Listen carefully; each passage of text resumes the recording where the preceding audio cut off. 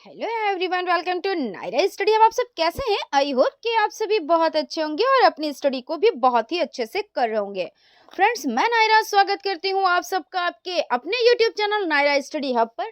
आज क्या डिस्कस करने वाले हैं तो इस पर बात कर लेते हैं। तो आज डिस्कस करने वाले हैं जो आपका 2022 का प्रीवियस ईयर क्वेश्चन पेपर हो जाता है, उसको सॉल्व करेंगे, वो भी बाइलिंगुअल में। क्योंकि इसमें पहले हम इंग्लिश पर डिस्कस करेंगे, उसके बाद उसका क्या करेंगे हम हिंदी में, यानी वो बाइलिंगुअल हो जाता है। बाइलिंगुअल का मतलब ये हो जाता है चीज़ें आपको अच्छे से समझ में आएंगी, ठीक है ना। तो हम लोग स्टार्ट करते हैं। उससे पहले अगर अभी तक आप लोगों ने चैनल को सब्सक्राइब नहीं किया तो प्लीज सब्सक्राइब कर लीजिएगा, बेल आइकन को प्रेस कर लीजिएगा और सेशन पसंद आए तो लाइक भी जरूर कीजिएगा, ठीक है ना, क्योंकि एक लाइक तो भाई बनता ही बनता है। तो चलिए स्टार्ट करते हैं आज की सीरीज का फर्स्ट नंबर क्वेश्चन। और उसमें आपको पता है जो फर्स्ट नंबर क्वेश्चन हो जाता है वो ऑब्जेक्टिव टाइप क्वेश्चन हो जाता है, यानी 1 to 5 आपके ऑब्जेक्टिव टाइप क्वेश्चंस हो जाते हैं। 6 to 11 आपके क्या हो जाते हैं, वेरी शॉर्ट टाइप क्वेश्चंस हो जाते हैं। और 12 to 18 आपके क्या हो जाते हैं, शॉर्ट टाइप क्वेश्चंस हो जाते हैं, ठीक है। और अगर हम बात करते हैं कि ये कितने नंबर का हो जाता है तो ये 25 नंबर्स का हो जाता है। और इसमें लाने कितने रहते हैं, कम से कम आपको 12 नंबर्स लाने रहते हैं, ये मस्ट होता है, ठीक है। तो चीजों को आप लोग अच्छे से समझिएगा और लिख लिख कर देखिएगा, नोट्स बनाते हुए चलिएगा, यानी कि कॉम्प्रोमाइज कोई भी नहीं कीजिएगा कि हाँ अरे हमने एक बार देख लिया, हमने सुन लिया, बस हो गया और हमारी तैयारी हो गई, ठीक है। और जब जो ऐसा सोचते हैं ना तो उसके लिए थोड़ी सी दिक्कत हो जाती है, इसलिए आप लोग लिख लिख के भी चीज़ों को समझिएगा। और बाकी आप लोगों का जो हो जाता है डिटेल में चीज़ें, उसकी भी प्लेलिस्ट बन चुकी है, चीज़ों को बताया भी जा रहा है और भी बताया भी जा चुका है, तो डिटेल में भी चीज़ों को बताया गया है, ठीक है ना। तो चलिए भाई स्टार्ट करते हैं आज की सीरीज का फर्स्ट नंबर क्वेश्चन। हम लोग देखते हैं, which of the following methods of teaching English is also known as classical method of teaching English. यानी निम्नलिखित में से अंग्रेजी शिक्षण की कौन सी विधि अंग्रेजी शिक्षण की शास्त्रीय विधि के रूप में भी जानी जाती है। तो डायरेक्ट मेथड हो जाता है, ये जानी जाती है, या आपका बाइलिंगुअल मेथड हो जाता है, ये जानी जाती है। तो डायरेक्ट मेथड का मतलब क्या होता है कि हम डायरेक्ट आपसे क्वेश्चन कर रहे हैं और आप उसी लैंग्वेज में आप डायरेक्ट हमें बताएं, ठीक है, वो डायरेक्ट मेथड हो जाता है। यानी इंग्लिश में हम आपसे बात करें, आप इंग्लिश में उसका आंसर देंगे। बाइलिंगुअल का मतलब ये हो जाता है कि हमने इंग्लिश में बताया और उसकी हिंदी भी हमने आपको बताई, यानी कि क्या होता है ये बाइलिंगुअल यानी द्विभाषीय पद्धति हो जाता है। ग्रामर ट्रांसलेशन मेथड का मतलब क्या हो जाता है, व्याकरण अनुवाद विधि हो जाती है। नन ऑफ दीज यानी इनमें से कोई नहीं। तो आप बताएंगे कि ये शास्त्रीय विधि इसमें से कौन सी हो जाती है, तो ग्रामर ट्रांसलेशन मेथड हो जाती है, यानी व्याकरण अनुवाद विधि हो जाती है। अगला क्वेश्चन आपका है, the substitution table method adopted by doctor West, H E Palmer, professor C J Dotson, doctor Johnson. यानी निम्नलिखित द्वारा अपनाई गई प्रतिस्थापन तालिका विधि किसके द्वारा, तो डॉक्टर पश्चिम यानी डॉक्टर वेस्ट विधि, या एच ई पामर यानी कि एच ई पामर के द्वारा, या प्रोफेसर सी जे डॉटसन के या फिर हो जाता है डॉक्टर जॉनसन। तो इसमें आंसर क्या राइट रहेगा, देख लेते हैं। इसमें जो आपका राइट आंसर हो जाएगा एच ई पामर हो जाएगा, यानी कि बी ऑप्शन आपका राइट है। और अगला क्वेश्चन आपका है, कौन सा है देखते हैं हम लोग, communicative approach improved your writing skill, lecture skill, pronunciation skill, या नन ऑफ दिस। इसका मतलब क्या कह रहा है क्वेश्चन, क्या कह रहा है क्वेश्चन, ये कह रहा है कि संरचनात्मक दृष्टिकोण से आपका यानी क्या है इसमें, तो communicative approach improved your writing skill, यानी किसका इम्प्रूव होता है, तो लेखन कौशल, या लेक्चर व्याख्यान कौशल, या प्रोनाउंसिएशन स्किल यानी उच्चारण कौशल, या नन ऑफ दिस। तो राइटिंग यानी लिखना है ना, और लेक्चर यानी व्याख्यान, तो इससे तो नहीं, लेकिन प्रोनाउंसिएशन या स्किल यानी उच्चारण स्किल ये हो जाएगा। इसका मतलब आपका जो सी ऑप्शन है वो राइट रहेगा, ठीक है। तो सी ऑप्शन आपका राइट है।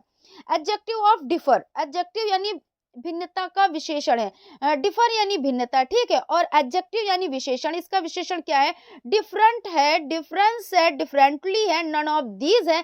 यानी डिफरेंट का मतलब क्या होता है, तो अलग होता है। डिफरेंस का मतलब क्या होता है, तो अंतर होता है। और डिफरेंटली का मतलब क्या होता है, अलग ढंग से होता है, या नन ऑफ दीज इनमें से कोई नहीं। तो एडजेक्टिव टू डिफर इज क्या हो जाएगा, adjective to differ is different हो जाएगा, यानी कि अलग हो जाएगा, ठीक है। चार आपके क्वेश्चंस कंप्लीट हो चुके हैं। पांचवा यानी 5th नंबर का क्वेश्चन हम लोग देख लेते हैं। लैंग्वेज लर्निंग स्टार्ट फ्रॉम, तो लैंग्वेज लर्निंग यानी भाषा सीखना यहाँ से शुरू होता है। कहाँ से शुरू होता है? तो रीडिंग से, स्पीकिंग से, लिसनिंग से, राइटिंग से, कहाँ से स्टार्ट होता है? तो लैंग्वेज लर्निंग स्टार्ट फ्रॉम आपका लिसनिंग हो जाएगा, यानी सुबह पाली, सुनना, बोलना, पढ़ना और लिखना। तो सुनने से स्टार्ट होता है। बच्चा कैसे सीखता है? तो सबसे पहले सुनता है, फिर बोलता है, फिर पढ़ता है, फिर लिखता है, यानी सुबह पाली आप याद कर लेंगे तो क्या होगा आपका ये क्वेश्चन एकदम करेक्ट होगा। गलतियां यहाँ पे नहीं होने की कोई भी संभावना भी नहीं होगी, कोई चांस भी नहीं होंगे, ठीक है ना। अगला क्वेश्चन आपका हो जाता है, यहाँ पे आपके ऑब्जेक्टिव टाइप क्वेश्चंस हो जाते हैं कंप्लीट, यानी 5 ही क्वेश्चंस रहते हैं और 5 क्वेश्चन हमने कंप्लीट करा दिए। वेरी शॉर्ट टाइप क्वेश्चंस को देख लेते हैं। तो वेरी शॉर्ट टाइप क्वेश्चंस में पहला क्वेश्चन क्या हो जाता है? वैसे तो 6 नंबर का है, लेकिन वेरी शॉर्ट टाइप क्वेश्चंस के अकॉर्डिंग हमने पहला क्वेश्चन यानी फर्स्ट क्वेश्चन आपसे बोला, complete the following sentence using correct preposition, यानी सही पूर्वसर्ग का प्रयोग करके निम्नलिखित वाक्य को पूरा करें। We are dot dot the way to your home, क्या कह रहे हैं? हम आपके घर का रास्ता है क्या? तो we are the way to your home, तो इसका मतलब हो जाता है ऑन, ठीक है ना। यहाँ पे आप क्या लिखेंगे? On, on the way to your home, यहाँ पे ऑन फिल किया जाएगा। उसके बाद अगला क्वेश्चन आपका हो जाएगा, करेक्ट द फॉलोइंग सेंटेंस, निम्नलिखित वाक्य को शुद्ध करें। Work hard least you may fail, क्या कह रहे हैं? कड़ी मेहनत करो नहीं तो तुम असफल हो जाओगे, यानी work hard least you may fail, तुम क्या करोगे? कड़ी मेहनत करोगे वरना तुम क्या हो जाओगे? तो फेल हो जाओगे। इसको करेक्ट करना है तो यहाँ पे आपको क्या लिखना है? वर्क हार्ड लिस्ट यू, मे को हटा के आप क्या लिखेंगे? यानी मे को आप हटाएंगे और यहाँ पे आप क्या फिल करेंगे? शुड, क्या लिखेंगे? SHOULD, शुड, ठीक है ना। यानी मे हटेगा, work hard list you should fail. उसके बाद अगला आपका हो जाएगा, change the following sentence into interrogative. Interrogative का मतलब क्या होता है? इंट्रोगेटिव यानी निम्नलिखित वाक्य को प्रश्नवाचक में बदलें। इंट्रोगेटिव का मतलब क्या होता है? तो प्रश्नवाचक, प्रश्नवाचक है ना। और इस पे हम लोग बहुत ज्यादा डिटेल में डिस्कस भी कर चुके हैं। तो change the following sentence into interrogative sentence, everybody wishes to be happy, यानी हर कोई खुश रहना चाहता है, मगर वो बात अलग की है, कोई रहने नहीं देता है ना। तो एवरीबॉडी विशेस टू हैप्पी, तो यहाँ पे आप क्या लिखेंगे? Does everybody wish to be happy, क्या यहाँ पे हम आपको दिखाते हैं, यहाँ पे थोड़ा सा everybody wishes to be happy, ये देखिए आपका हो जाएगा does everybody wish to be happy हो जाएगा। अगला क्वेश्चन आपका क्या रहेगा? अगला क्वेश्चन देख लेते हैं। अगला क्वेश्चन आपका है, यहाँ पे एक सेकंड, अगला क्वेश्चन आपका क्या है? 9 नंबर का है ना। 8 नंबर तो आपने कंप्लीट कर लिया है। अगला क्वेश्चन है, change the following sentence into past indefinite tense, और क्या कह रहे हैं? 9 नंबर में निम्नलिखित वाक्य को भूतकाल अनिश्चित काल में बदलें। I draw a beautiful painting, मैं एक सुंदर पेंटिंग बनाता हूं। अब आप इसको किस में करेंगे? पास्ट इंडेफिनिट टेंस में। पास्ट इंडेफिनिट टेंस में आप क्या करेंगे? यहाँ पे आई ड्रॉ है तो इसकी second form I drew, DREW, ठीक है। I drew a beautiful, BEAUTIFUL, beautiful painting हो जाएगा, ठीक है ना। ब्यूटीफुल पेंटिंग हो जाएगा। अगला क्वेश्चन आपका है, right any 2 merits of direct method, तो आपको क्या लिखना है? प्रत्यक्ष विधि के कोई 2 गुण लिखने हैं। तो यहाँ पे हम लोग देख लेते हैं प्रत्यक्ष विधि के 2 गुण, यहाँ पे हम देखते हैं। Right any 2 merits of direct method, देख लीजिए।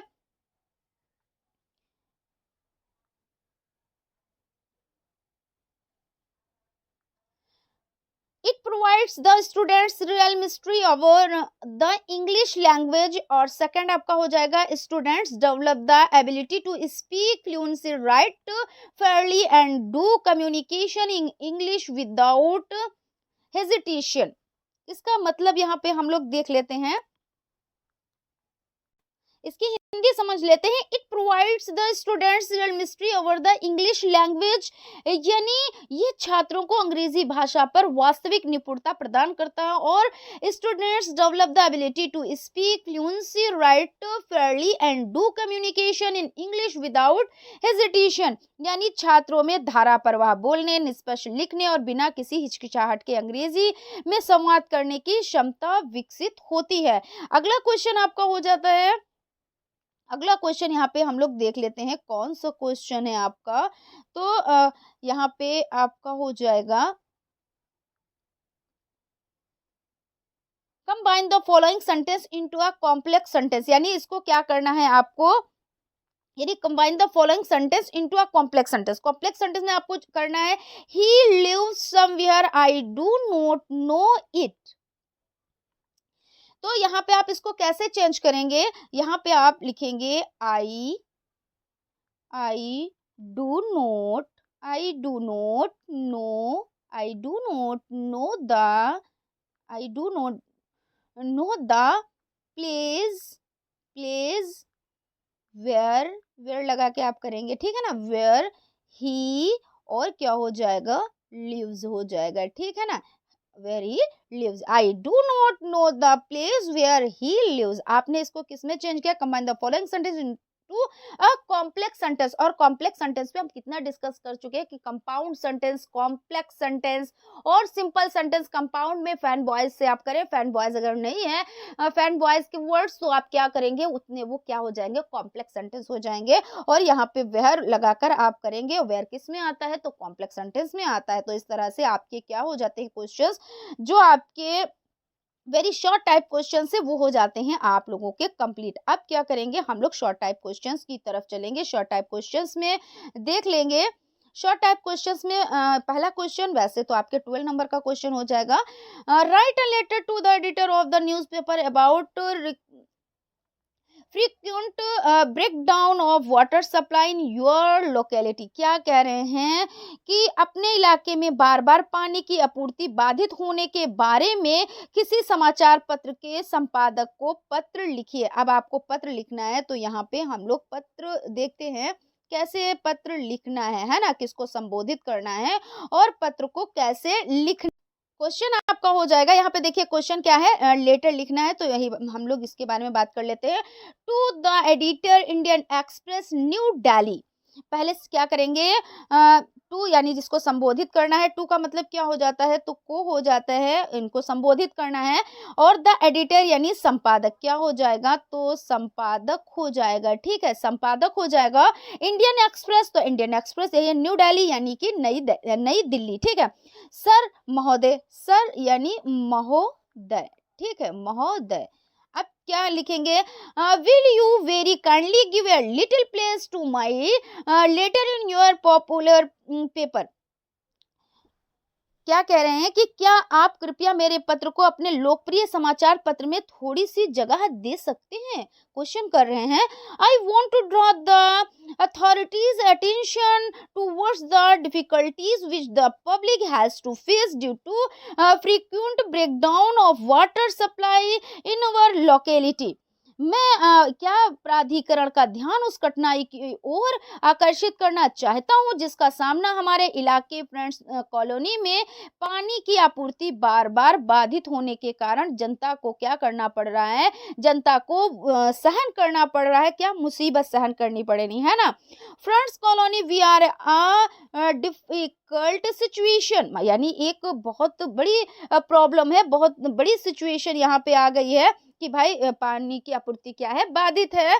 और यहाँ पे आपका हो जाएगा, we are a difficult situation in my opinion, the frequent breakdown of water supplies due to influent working of the water supply department। मेरी क्या है, मेरी राय में पानी की आपूर्ति का बार बार बाधित होना जल आपूर्ति विभाग की अकुशल कार्यप्रणाली के कारण है। Will you very kindly publish my letter in your paper so that the higher authorities may come to know of it and those who are responsible for it.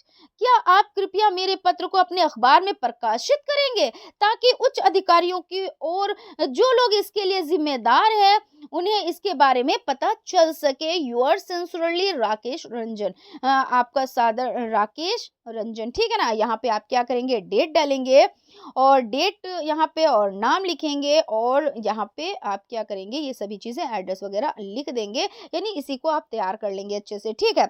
अगला आपका क्वेश्चन क्या हो जाता है, यहाँ पे हम सबसे पहले क्वेश्चन को देखेंगे, उसके बाद आंसर पर चलेंगे। तो यहाँ पे आपका 12 नंबर का क्या हो जाएगा, 12 नंबर का जो हो जाएगा, राइट अ पैराग्राफ और इम्पोर्टेंस ऑफ इंग्लिश।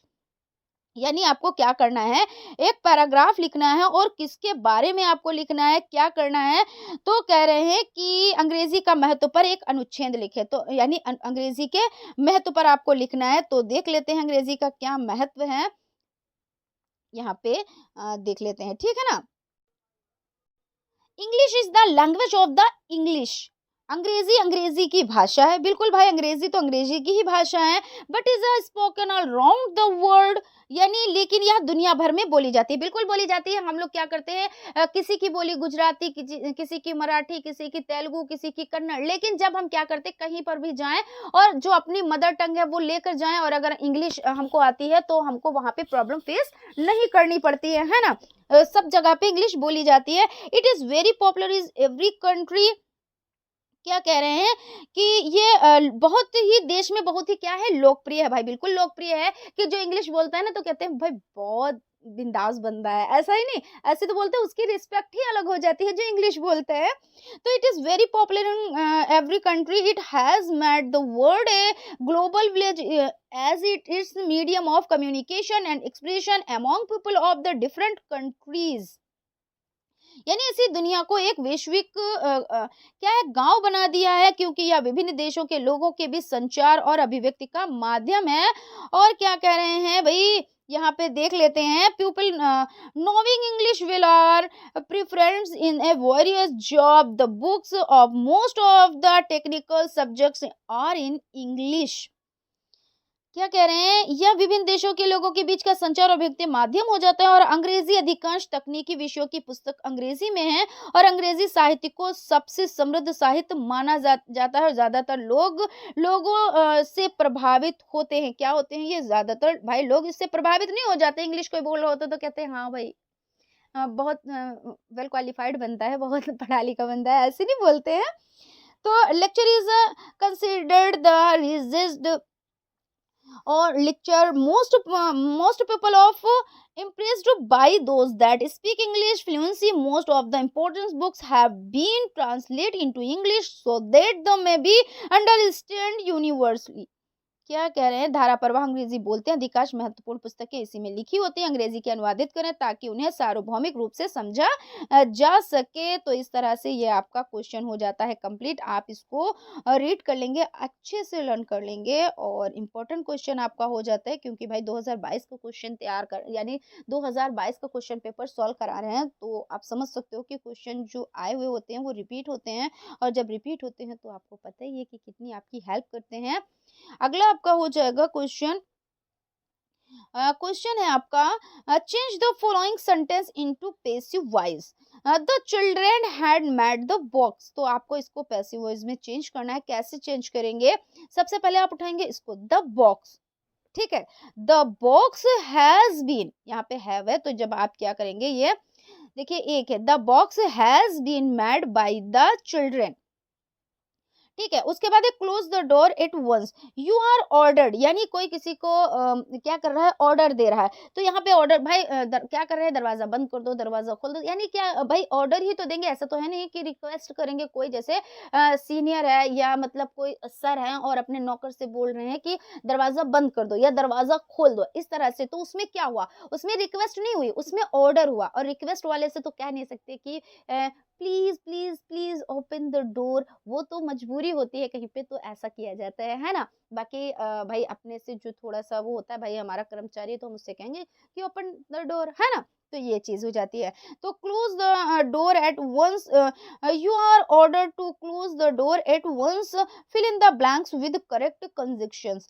इसमें क्या करना है, आपको करेक्ट कंजक्शन फिल करने हैं। तो देख लेते हैं हम लोग, देख लेते हैं यहाँ पे क्या है, dot dot U do not work hard you can not pass, यानी क्या कह रहे हैं कि वर्क हार्ड करोगे तभी तो आप पास होगे, है ना। तो समझ लेते हैं यहाँ पे,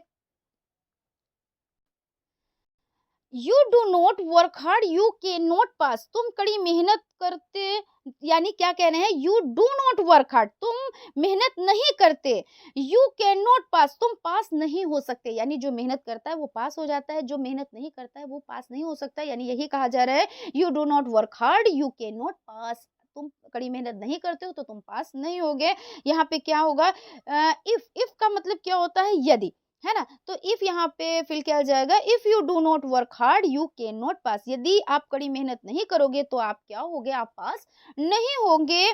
और उसके बाद है, he speaks both English and Hindi, क्या कह रहे हैं कि वह डॉट डॉट, यहाँ पे आप देख ले, he speak dot dot English dot dot Hindi, यानी वह अंग्रेजी और हिंदी बोलता है, तो वो अंग्रेजी और हिंदी बोलता है, तो he speak both English and Hindi.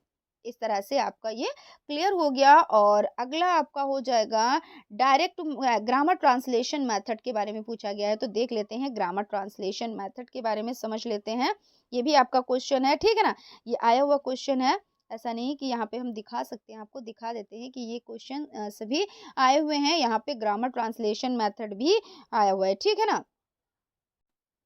Grammar translation method यानी व्याकरण अनुवाद विधि, the first step in learning of original language to get at the meanings of new words, phrases and sentence. In the case of English, a word for word translation of English word, phrases and sentence should be taught by translating them into the, यानी कह रहे हैं कि विदेशी भाषा सीखने का पहला चरण क्या हो जाता है, पहला चरण नए शब्दों, वाक्यांशों और वाक्यों के अर्थ जानना है, और अंग्रेजी के मामले में अनुवाद, अपनी अंग्रेजी यानी क्या है, मामले में अंग्रेजी शब्दों, वाक्यांशों और वाक्यों की शब्द दर शब्द अनुवाद, उन्हें अंग्रेजी में अनुवाद करके सिखाया जाना चाहिए। यानी ग्रामर ट्रांसलेशन मेथड क्या होते हैं, जैसे हम लोगों ने भाई पढ़ा कि ग्रामर ट्रांसलेशन मेथड से ही तो पढ़ा कि उसके नियम कानून बताए गए, ही का मतलब क्या होता है, शी का मतलब क्या होता है, इट का मतलब क्या होता है,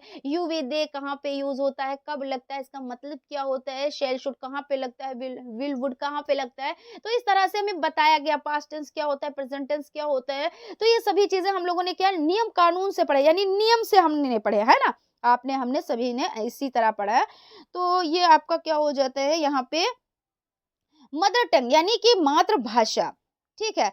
this method is based on his assumption the translation interprets foreign parapsychology in the best manner. In the process of interpretation of foreign parapsychology of assimilated, hence the followers of this method laid much emphasis on the learning of the meaning so that the vocabulary may be enriched. They also placed much emphasis on learning the rules and principle of grammar until the grammar of the mother tongue in mastered, यानी यह विधि इस धारणा पर आधारित है कि अनुवाद विदेशी वाक्यांशों की सबसे अच्छी तरह से व्याख्या करता है, व्याख्या की प्रक्रिया में विदेशी वाक्यांशों को आत्मसात किया जाता है, इसलिए इस पद्धति के अनुयायियों ने अर्थों को सीखने पे बहुत जोर दिया ताकि शब्दावली समृद्ध हो सके। उन्होंने व्याकरण के नियमों और सिद्धांतों को सीखने पर भी बहुत जोर दिया जब तक कि मातृभाषा के व्याकरण में महारत हासिल न हो जाए। ठीक है, तो यहाँ तक आपका कंप्लीट हो जाता है और आपका एक क्वेश्चन और बचते हैं और उसके यहाँ पे भी देख लेते हैं। हाँ जी, एक क्वेश्चन आपका और बचते हैं। क्वेश्चन क्या हो जाते हैं यहाँ पे हम लोग देखते हैं, बस थोड़ा सा यही लास्ट का रह गया है। Complete the combine the following sentence into a complex sentence. ये आपका क्लियर हो चुका है, ये तो मेरी समझ में आ रहा है, ये क्लियर हो चुका है, ये सभी क्लियर आपके हो चुके हैं। ठीक है ना, तो इस तरह से आपका जो 2022 का पेपर है वो हो चुका है सॉल्व, है ना। देख लेते हैं। देखिए ऑब्जेक्टिव टाइप भी आपके सॉल्व हो चुके हैं और यहाँ पे आपके वेरी शॉर्ट टाइप भी क्वेश्चंस सॉल्व हो चुके हैं और यहाँ पे शॉर्ट टाइप भी क्वेश्चंस सॉल्व हो चुके हैं। ठीक है ना? तो आई होप आप लोगों को सेशन पसंद आया होगा और इससे काफ़ी आप लोगों को बेनिफिट मिलेगा, सहायता मिलेगी, यानी चीज़ें क्या होंगी, बेहतर से बेहतरीन होंगी। तो आप लोग कमेंट करके ज़रूर बताइएगा कि आप लोगों को सेशन कैसा लगा और भी आप लोगों को जैसे कि जो पेपर्स अभी तो अ, पिछले जो क्लास में हम लोगों ने क्या सीखा था, 2020 का पेपर, प्रीवियस पेपर, उसके बारे में जाना था और अब ये 2022 का हो जाता है। आप लोग कमेंट करेंगे तो अगले भी पेपर और भी इसी तरह से लेकर आएँगे, ठीक है ना? तो आप लोग ज़रूर से ज़रूर कमेंट कीजिएगा और लाइक करने में कंजूसी मत कीजिएगा, लाइक भी ज़रूर कीजिएगा और अगर चैनल पर नए हैं तो चैनल को सब्सक्राइब कर लीजिएगा, बेल आइकन को प्रेस कर लीजिएगा और टेलीग्राम चैनल से भी आप लोग जुड़ जाइएगा।